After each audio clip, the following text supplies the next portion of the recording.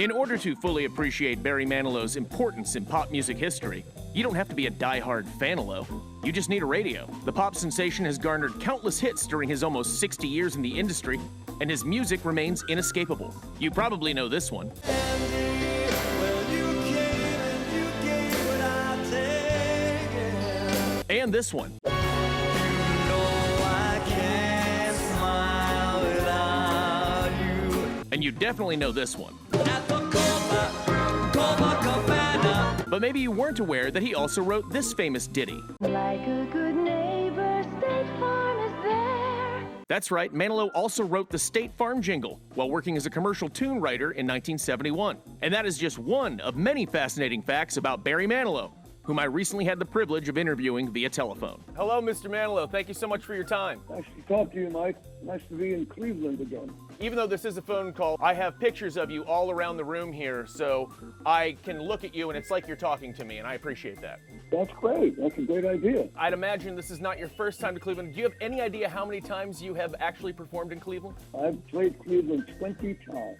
Wow, 20 times. Yeah, my first time there was when I was conducting for Bette Midler. First time ever performing anywhere, and it was in front of 15,000 people at the Blossom Music Center. I'll never forget that one. Now, you've had 50 top 40 hits.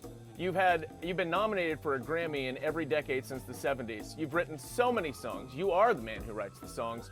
Why have you never written a song about Cleveland? You're right.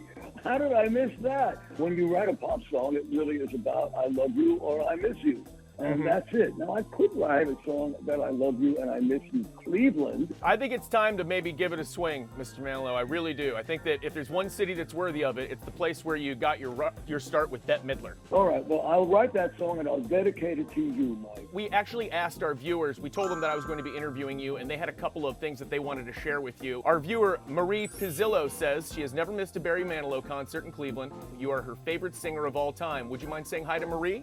Marie, what a nice thing to say. Thank you, Marie. I hope I see you this time. Our viewer, Gigi Berry, she wants to know how you got started doing commercial jingles. I got a phone call from a commercial agent who said, they've heard my work and would I want to go up for a commercial? And yeah, sure. And my first commercial was a Dodge car, and I wrote something called Dodge, depends on it.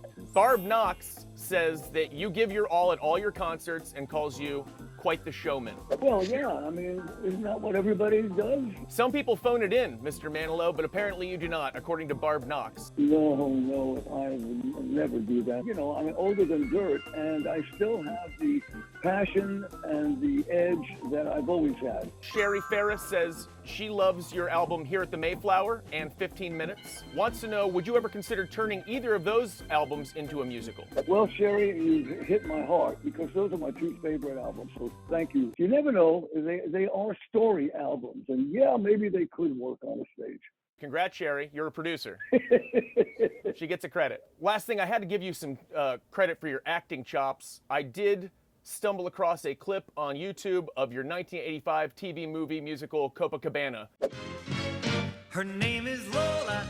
She is a showgirl. Why didn't you ever do more of that? Because it was boring. There was a lot of just waiting until they called me for the next scene. I've just got too much energy for something like that. Mr. Manilow, we look forward to you coming to Cleveland on August 24th at the Rocket Mortgage Fieldhouse. We are honored to be the place where you actually started performing. Well, thank you for this. You're great. Thank you very much. Thank you, Mr. Manilow. Rock on.